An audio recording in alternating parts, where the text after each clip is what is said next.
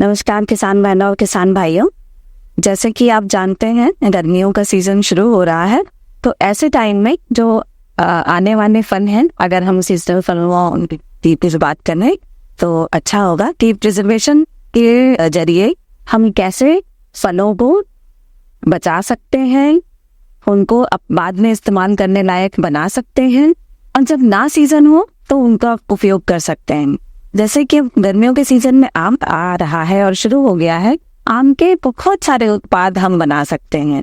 आम जो है वो पौष्टिक तत्वों में भी भरपूर है, जैसे कि उसमें विटामिन ए बहुतायत मात्रा में पाया जाता है पके हुए आम में, और इसमें बहुत सारे खनिज लवण भी पाए जाते हैं। इसके साथ ही साथ ये फाइबर का भी बहुत अच्छा सोर्स है। तो अगर ये सीजन में हम इनका उपयोग कर रहे हैं और अगर सीजन के बाद भी करना चाहते हैं तो एक प्रिजर्वेशन के जरिए, परिरक्षण के जरिए हम इनका उपयोग कर सकते हैं। सबसे पहले तो हम जान लें कि जैसे इस समय आ रहे हैं छोटे आम, कच्चे आम आ रहे हैं, वो हम उनको चटनी के रूप में उनका उपयोग कर सकते हैं, और चटनी खाने में भी स्वादिष्ट होती है और इसके साथ ही वो अपने पौष्टिकता से पूरी भरपूर भी होती है। और चटनी बनाने के लिए आप कच्चे आम के साथ साथ मिर्ची की कुछ कलियां, लहसुन की कुछ कलियां, दो तीन मिर्ची, और इसके साथ आप धनिया या पुदीना जिसके साथ भी बनाना चाहे उसके साथ उसको बनाकर खाने के लिए इस्तेमाल तुरंत भी कर सकते हैं, और आप फ्रिज में स्टोर करके भी उसको खा सकते हैं। कम से कम 2-3 दिन तो यूज हो ही सकती है, लेकिन सीजन है तो आप बार बार इसको ताजा बना के ताजा खाइए। ताजा फल और ताजा खाना जो है हमेशा ही फायदेमंद और स्वादिष्ट भी होता है। इसके अलावा कच्चे आम की हम कैरी सुखा के भी रख सकते हैं, उनको छिलके के साथ भी सुखाया जा सकता है, और उनका छिलका हटा के उसको हम फाहों के रूप में भी सुखा सकते हैं। अगर किसान महिलाएं और इसको बिजनेस के रूप में अपनाना चाहें तो वो थोड़ा सा आमचूर बनाने के लिए या फिर फाकों को सुखाने के लिए, उनका कलर बनाए रखने के लिए, क्योंकि कलर और देखने में अगर वो अच्छा होता है, आकर्षक होता है, तो बहुत सारे मतलब हम किसी चीज को खाते हैं ना, कहा जाता है कि खाते हैं तो हम पहले आंखों से खाते हैं, खरीदने जाते हैं तो हम पहले आंखों से खरीदते हैं, फायदे और नुकसान हमको बाद में समझ में आते हैं। कुछ चीज अगर देखने में हमें आकर्षित कर रही है तो वो हम उसकी ओर अपने आप ही आकर्षित हो जाते हैं कि ये अच्छी होगी। तो ऐसे ही अगर हम बिजनेस के रूप में इसको अपनाने के लिए, मार्केटिंग के लिए करना चाहते हैं तो थोड़ा सा हम पोटेशियम मेटाबाइसल्फाइड का प्रयोग कर सकते हैं 0.3% के सोल्यूशन के उसमें। आम के फाकों को हम छीलने के बाद उसकी जैसी चाहे आप मनचाही फाके रख सकते हैं। अगर छिलके के साथ भी रखना चाहे तो उसको जिस मनचाहा आकार देकर उसको अगर हम केएमएस के सोल्यूशन में डिप करके और थोड़ी देर बाद निकाल लें और फिर उसके बाद सुखाएं, चाहे तो आप इसको धूप में ड्राई कर सकते हैं, या फिर अगर आपके पास ड्रायर की सुविधा है, करवा सकते हैं कहीं से, तो आप ड्रायर में भी कर सकते हैं। पोटेशियम मेटाबाइसल्फाइड के प्रयोग से ये आम और इनका जो रंग है वो काला नहीं पड़ेगा, या पड़ेगा तो देखिए एंजाइमेटिक ब्राउनिंग तो हर फल में होती है, तो हो सकता है काला, लेकिन तुरंत या कुछ महीनों तक वो अपने अच्छे रंग में रहेगा।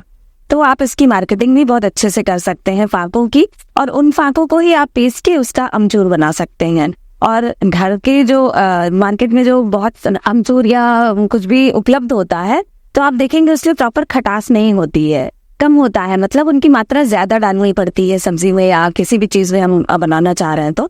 और लेकिन अगर हम उसको घर के बनाए हुए अमचूर से बनाते हैं तो उसमें खटास ज्यादा होती है, मतलब उसकी कम मात्रा लगती है। तो वो हमेशा ही अच्छा होता है कि हम घर में उसका इस्तेमाल करें। और मार्केटिंग के लिए लोग जब खरीदने भी जाते हैं ना, तो जो देखते हैं कि अगर वो किसी समूह द्वारा बनाया गया है या घर का बना हुआ है, तो लोग उस प्रति अनायास से आकर्षित हो जाते हैं कि ये अच्छा होगा, ये घर के लेवल पे बना हुआ है। तो महिलाएं इसको स्वयं सहायता समूह के माध्यम से भी इसकी मार्केटिंग भी कर सकती हैं, और साथ ही साथ अपने घर के में उपयोग करने के लिए भी बना सकती हैं।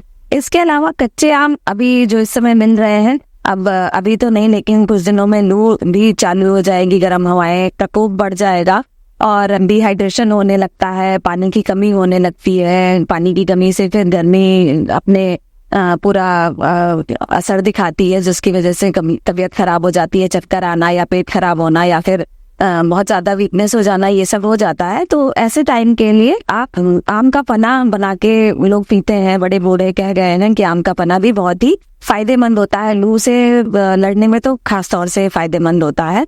तो जब पुराना एक देखते थे ना विधि थी कि उसको आग में भुना जाता था, आम को, कच्चे आम को, और उसके बाद उसका गूदा निकाल के फिर उसमें मसाले डाल के बनाया जाता था। आप इसको ऐसे आग में भी भून के कर सकते हैं और उसको पानी में बॉईल करके भी कर सकते हैं। आजकल तो ज्यादातर महिलाएं जो है उसको पानी में बॉईल करके इसका पना बनाती हैं।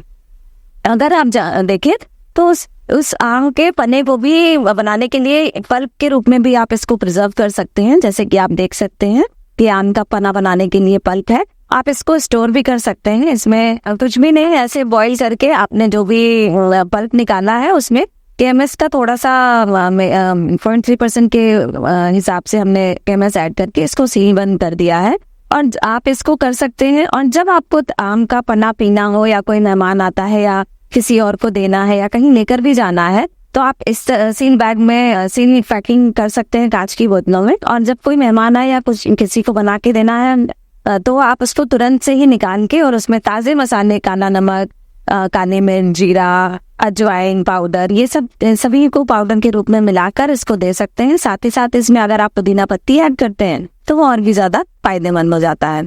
इसके अलावा हम आम को, कच्चे आम को प्रसंस्कृत, अर्ध प्रसंस्कृत आम के रूप में भी रख सकते हैं। जैसे कि आप देख सकते हैं ये आम की फांके, खड़ी फांके, इनको प्रिजर्व किया जाता है और ये जो है नमक के सोल्यूशन में है, 10% के सोल्यूशन में नमक का सोल्यूशन बना के उसमें रखी जाती हैं।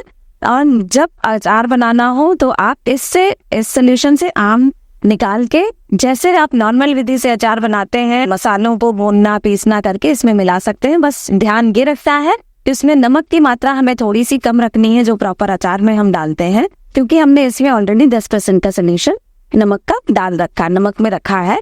तो जब हम अचार बनाने की विधि रखेंगे तो हमेशा नमक का ध्यान रखना है कि थोड़ा सा कम ही डालना है, जिससे कि खाने के टाइम इसमें नमक का कंसंट्रेशन बहुत ज्यादा ना हो जाए। बाकी सारी विधियां वैसे ही होती है जैसे आप घर में अचार बनाते हैं, उसमें तेल भी डालना है, उसमें उसको धूप भी दिखाना है, सब चीज। और जब चाहे आप तब बना सकते हैं, मतलब आप ठंडियों में भी चाहे तो आम का ताजा अचार बना के उपयोग में ला सकते हैं। इसके अलावा आम का अचार बनाने की विधि तो आप सभी जानते ही हैं और ये हमारे केंद्र पे ही बनाया गया है आम का अचार। आप देख सकते हैं इसका कलर भी कुछ भी नहीं बिगड़ा हुआ है, ये पिछले साल का है, क्योंकि अभी इस साल तो आम आया नहीं है, इतना अभी परिपक्व अवस्था में आम नहीं है कि हम लोग उसका अचार बना के इस समय ही रख सके। इसके अलावा जब कच्चा आम होता है ना, तो हम कच्चे आम के टाइम पे आम का मीठा अचार भी रख सकते हैं बना के। जैसे इसके लिए फुल परिपक्व आम लेने हैं जो कि जिसमें गुठली पड़ गई हो और वो पका नहीं है, पकने वाला हो, पकने की कगार पे हो, तो उसमें भी आप आम की फांके छील के, चाहे गुठली वाला या बिना गुठली वाला, मीठे आम का अचार बना सकते हैं। और इसमें भी आपको मसाले सारे जो है वो नॉर्मल जो आम के अचार में पड़ते हैं वही पड़ते हैं, पर इसमें आपको शुगर भी ऐड करनी है, चीनी भी ऐड करनी है। चीनी या गुड़ आप यूज कर सकते हैं, इस्तेमाल कर सकते हैं। कम से कम इतनी चीनी हो या गुड़ हो कि वो उसमें शीरे जैसा फॉर्म हो जाए, जिससे कि मिठास की वजह से, क्योंकि इसमें नमक का कंसंट्रेशन हम ज्यादा नहीं कर देंगे, तो किसी भी चीज का जब हम प्रिजर्वेशन करते हैं तो या तो चीनी या नमक से करते हैं। तो जो मीठा अचार है उसमें हम उसका परिरक्षण जो है वो चीनी के साथ करते हैं या गुड़ के साथ करते हैं। और ये भी, इसकी शेल्फ लाइफ भी बहुत अच्छी होती है, आप इसको साल भर तक स्टोर कर सकते हैं। और ये खाने में बहुत ही चटपटा सा स्वाद देता है, खट्टा मीठा सा, तो ये भी खाने में बहुत अच्छा सा होता है। इसके अलावा हम पके हुए आम के पर आए तो पके हुए आम का हम स्क्वैश बनाकर रख सकते हैं। और जैसे कि मैंने दिखाया था अभी कि कच्चे आम का हमने पन्ना बनाने के लिए पल्प रखा था, ऐसे ही पके हुए आम का पल्प भी रख सकते हैं। पके हुए आम को पल्प को स्टोर करने का भी वही सेम तरीका है। आम को अच्छे से, पके हुए आम का गूदा अच्छे से निकालने और उसको किसी छन्नी से छानने, जिससे कि उसके रेशियो उससे अलग हो जाए। और उसमें हम लोग 0.3% केएमएस के सोल्यूशन से उसको कांच की शीशियों में स्टोर कर सकते हैं। उसका हम बाद में किसी भी रूप में प्रयोग कर सकते हैं। अगर आप आम का जैम बनाना चाहते हैं तो उस पल्प से आप जैम बना सकते हैं। अगर स्क्वैश बनाना चाहते हैं तो स्क्वैश बना सकते हैं। अगर आप उसका आरटीएस बनाना चाहते हैं तो उसका आप आरटीएस बना सकते हैं।